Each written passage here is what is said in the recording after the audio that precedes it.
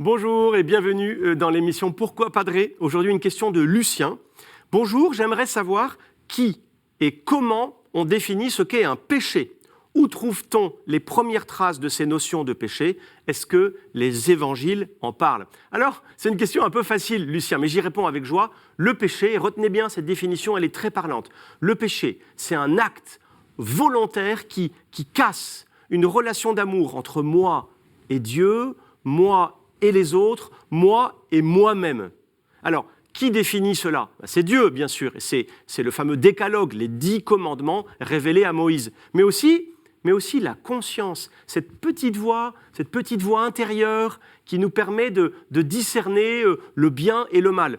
Dans toutes les civilisations, Lucien, même les civilisations non chrétiennes d'ailleurs, le meurtre, l'inceste, le vol, ont toujours été condamnés. C'est des exemples. Et ça, on sait que c'est mal. On sent que c'est mal. Et d'ailleurs, on le sait tellement bien que le plus souvent, pour les commettre, ces choses mal, on se cache. C'est parce qu'on a bien conscience que c'est mal.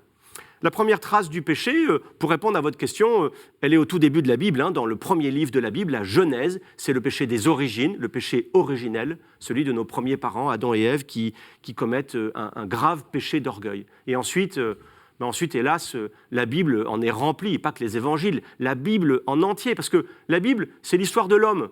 Et comme le dit le proverbe, là où il y a de l'homme, il y a de l'hommerie, c'est-à-dire qu'il y a l'homme avec le bien qu'il peut faire, mais aussi le mal qu'il peut commettre. Le plus gros problème, Lucien, c'est pas tant que le péché est là et qu'il existe, c'est cette facilité que nous avons tous au fond de nos cœurs à commettre le péché, à faire des péchés. On sent bien qu'il y a quelque chose en nous qui est cassé, qui est abîmé. C'est plus facile de faire le mal que de faire le bien. En gros, de casser la figure à son voisin plutôt que de lui pardonner. Et Saint Paul, le grand Saint Paul, l'a très bien dit dans sa lettre aux Romains, en disant « Malheur à moi, je ne fais pas le bien que pourtant j'aimerais faire et je fais le mal que pourtant je n'aime pas. » Alors ensuite, l'Église a théorisé tout cela avec les péchés véniels et les péchés mortels.